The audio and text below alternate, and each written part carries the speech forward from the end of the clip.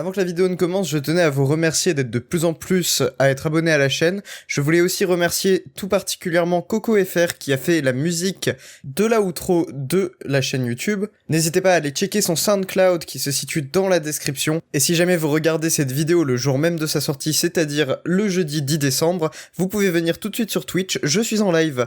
Sur ce, bonne vidéo. Salut à tous, c'est Sadist, et aujourd'hui on se retrouve pour une vidéo qui va être une théorie en rapport avec la fin de My Hero Academia et plus précisément la fin de la société héroïque dans My Hero Academia. Cette vidéo ne devrait pas contenir de spoil, si jamais elle en a, je mettrai bien évidemment un timecode pour tous ceux qui ne lisent pas les scans, pour qu'ils puissent continuer de regarder la vidéo sans être spoilés. On va pouvoir commencer, générique.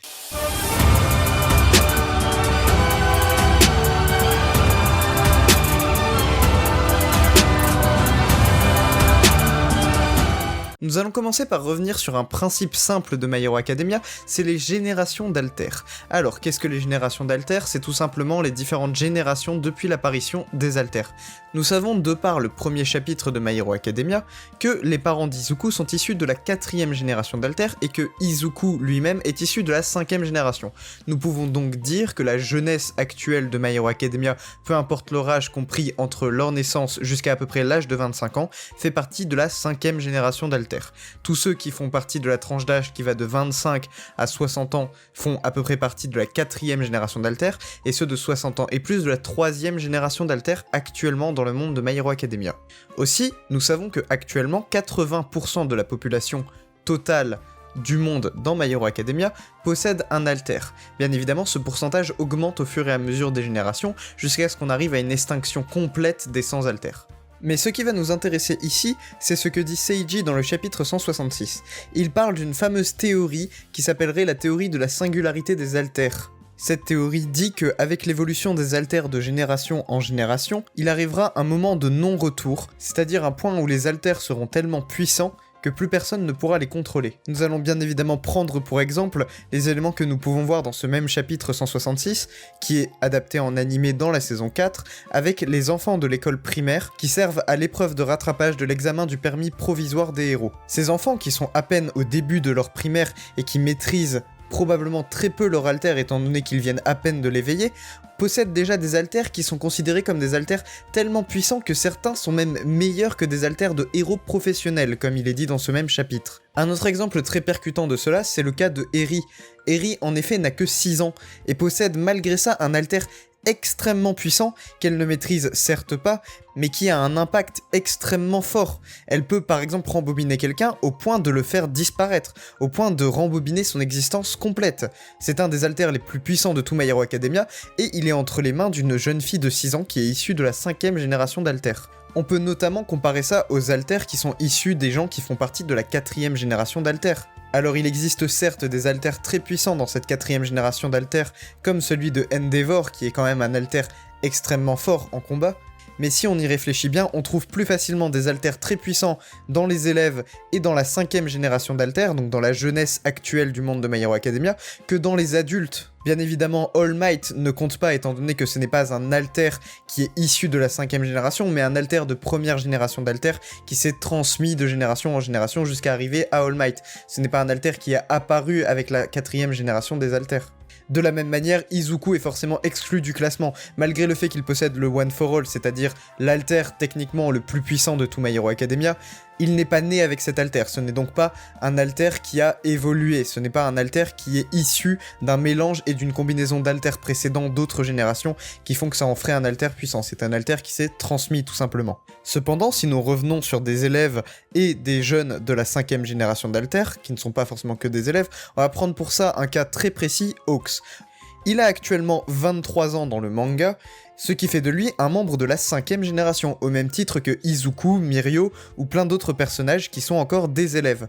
Donc Hawks fait partie de cette 5ème génération, mais en même temps est un héros professionnel, ce qui n'est pas très commun. Mais dans le même ordre d'idées, nous pouvons aussi parler de Mirko qui a 26 ans et qui fait partie du top 5 des héros au même titre que Hawks. Ce sont des personnes qui sont donc issues de la 5ème génération, c'est assez limite pour Mirko étant donné qu'elle a 26 ans et qu'on va considérer que 25 ans séparent chaque génération, mais mais en considérant qu'ils fassent partie tous les deux de la dernière génération d'altères, ils possèdent donc des altères qui ont un niveau professionnel malgré leur jeune âge et leur inexpérience entre guillemets du terrain. On peut trouver également un très bon autre exemple de cette évolution d'altères qui fait que les nouvelles générations sont beaucoup plus puissantes que les anciennes, et c'est parmi la Ligue des Vilains. En effet, la Ligue des Vilains est quasiment composée à 100% de membres qui sont très jeunes. Que ce soit pour Himiko Toga, Shigaraki, Spinner ou encore Mr. Compress, ce sont des membres qui sont assez jeunes. Et parmi les élèves de Yue, nous avons de très bons exemples d'altères qui sont cheatés, carrément cheatés. On a Naito Monoma et on a Shinzo. Alors je vais pas inclure Mirio étant donné que son alter a beau être extrêmement fort, il est fort uniquement parce que Mirio le maîtrise parfaitement, alors que Naito Monoma et Shinzo ont tous les deux un alter qui de base, sans demander une maîtrise parfaite de leur alter, est cheaté. Pour Naito, il lui suffit de toucher quelqu'un pour pouvoir copier son alter pendant un laps de temps qui est assez indéterminé, mais d'environ 10 minutes, et pour Shinzo, il suffit juste que quelqu'un lui réponde pour qu'il ait un contrôle total sur sa volonté. Ce sont des alters qui sont très puissants et qui ne demandent pas un entraînement très particulier ou très poussé pour les maîtriser. Entrons dans la partie théorie de la vidéo après avoir fait cette très longue introduction sur le sujet. La partie théorie veut que, avec les prochaines générations d'alters, la 6ème et la 7ème génération, nous allons arriver à un point où les alters sont tellement puissants chez les jeunes que ça deviendra incontrôlable pour la société. Je m'explique, des alters plus puissants peuvent pousser la nouvelle jeunesse à devenir des vilains. Comme il est dit dans Spider-Man, attention, je m'inspire d'autres références super-héroïques, un grand pouvoir implique de grandes responsabilités. Plus le pouvoir est puissant, plus les responsabilités qui l'incombent le sont également. Et si tous les civils, à terme, dans quelques générations, possèdent tous un pouvoir plus ou moins puissant mais qui tend à devenir de plus en plus puissant, nous pouvons donc nous attendre à ce que certains en abusent et deviennent donc des vilains, ce qui fait que le taux de criminalité risque d'augmenter. Vous pourrez me rétorquer que du coup nous aurons des héros qui sont aussi de plus en plus puissants et que ça contrebalancera toute cette histoire de surpuissance. Le problème, c'est que pour devenir un héros, il faut suivre un cursus, ce qui prend du temps. En attendant que les futurs héros soient diplômés, la génération précédente continue de s'occuper à combattre le crime. Or, il n'y a pas d'âge pour devenir un vilain. On peut le voir avec Shigaraki qui est très jeune, et même toute la Ligue des Vilains qui est composée uniquement de jeunes comme je le disais précédemment. Il n'y a pas d'âge pour devenir un vilain, et nous pouvons nous attendre à un taux de criminalité non seulement en hausse, mais en plus en plus prématuré. Là où un jeune comme Izuku qui a 15-16 ans est en train d'apprendre à devenir un héros, un jeune de 15-16 ans un peu perdu avec son avenir, qui ne sait pas quoi faire et qui a un alter très puissant, peut être facilement tenté par la criminalité. Selon moi, il va y avoir deux phases avec les générations à venir. La première phase va être une phase de découverte de cette nouvelle puissance émergente avec un taux de criminalité en forte augmentation, ce qui risque de mettre fin à la société héroïque, d'autant plus que nous avons déjà eu une vague de criminalité avec All for One qui possède lui aussi l'un des alters les plus puissants de tout My Hero Academia.